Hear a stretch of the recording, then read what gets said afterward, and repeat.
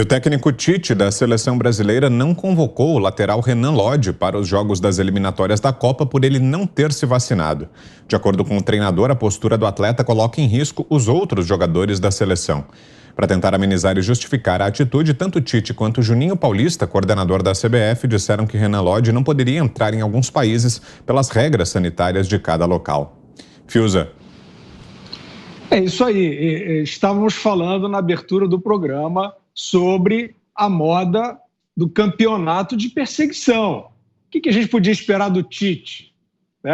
O Tite, a gente poderia esperar o que ele sempre tem feito na seleção brasileira, que não tem nada a ver com a parte esportiva, que ele faz lá do jeito dele, não vou avaliar, mas ele faz política. O Tite fez uma declaração vergonhosa por ocasião da questão da Copa América no Brasil, dizendo que era contra a competição, fazendo vista grossa, por exemplo, para a Copa Libertadores, cuja fase terminada ali naquele momento tinha trazido mais movimentação, mais delegações estrangeiras desse mesmo continente para o país. Ele finge que isso não existe e ficou fazendo política contra o Bolsonaro, o Tite, que gosta do Lula. Pelo menos gostava, nos piores períodos do Lula, ele gostava. Ele ficou fazendo política, dizendo que a Copa América, surfando nesse consórcio, que dizia que a Copa América era tinha a Copa da Morte, o Renan Calheiros, não era isso? Essa coisa toda horrenda, essa demagogia em cima de sofrimento. E veio o técnico da seleção fazer essa pantomima. Só que aí ele foi lá e disputou a Copa América. Ele disse que era contra, ele disse que aquela competição não poderia acontecer, ou seja, um homem empático, um homem que tinha os seus princípios e achava que aquela competição botava a saúde em risco, foi lá e disputou. Então, é esse personagem. Agora, ele está querendo fazer que nem a Austrália, que está flertando com o pior totalitarismo possível, fez com Djokovic, que é fingir que está colocando em risco quem não tem o passaporte fascista. Isso é mentira, Tite. Você não sabe ainda que essas vacinas não bloqueiam o contágio? Então você está sabendo agora. Então, se você está sabendo agora, você vai sustentar essa afirmação? E os riscos, Tite? E os riscos da vacina? Você sabe quais são? Não, você não sabe, porque ninguém no mundo sabe. Isso está em estudo ainda. São vacinas em desenvolvimento. Tite, você ouviu falar de 400 de atletas que tiveram colapso durante suas disputas em 2021? Ou você vai dizer, junto com a milícia, com a seita do lobby, que isso é normal, que isso sempre foi assim? Você não está preocupado? Você não viu atletas caindo em campo? Em competições de alto nível, que essa não dá para o lobby esconder, porque todo mundo vê. Não, mas é normal. O Agüero encerrou a carreira normal.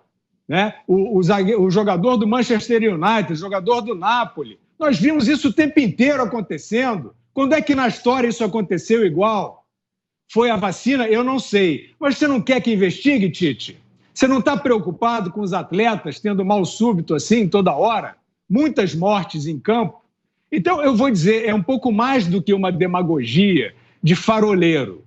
Isso aí, a história pode demonstrar que é uma propaganda enganosa e perigosa para os riscos que não são conhecidos ainda. Estamos de volta com a análise agora da Cristina Grêmio sobre essa decisão do técnico Tite da seleção brasileira de não convocar o jogador que não tomou a vacina contra a Covid-19, o Renan Lodge, lateral esquerdo. Temos 1 minuto e meio, Cris. Eu fico abismada como técnicos de futebol, prefeitos, governadores não acompanham a ciência e não estão a par das notícias, não estão vendo o que está acontecendo, não só com a Ômicron, que está contaminando vacinados, então de nada adianta segregar os não vacinados se a vacina está sendo pouco eficaz para a variante que está dominando o mundo agora e também o Brasil. E não acompanha as notícias sobre a epidemia de mal súbito que está acontecendo de forma muito frequente entre os atletas, especialmente os de futebol, que exigem muito mesmo do seu fôlego, do seu coração. Eu estou com um estudo aqui na mão, publicado na goodscience.com, data de 5 de janeiro, tá? Atualizado até 5 de janeiro. 441 atletas tiveram ataque cardíaco com gravidade e 259 morreram durante treinos ou jogos. A maioria deles é de futebol, mas tem de outras modalidades também. E aí a gente vai ver, tem a lista toda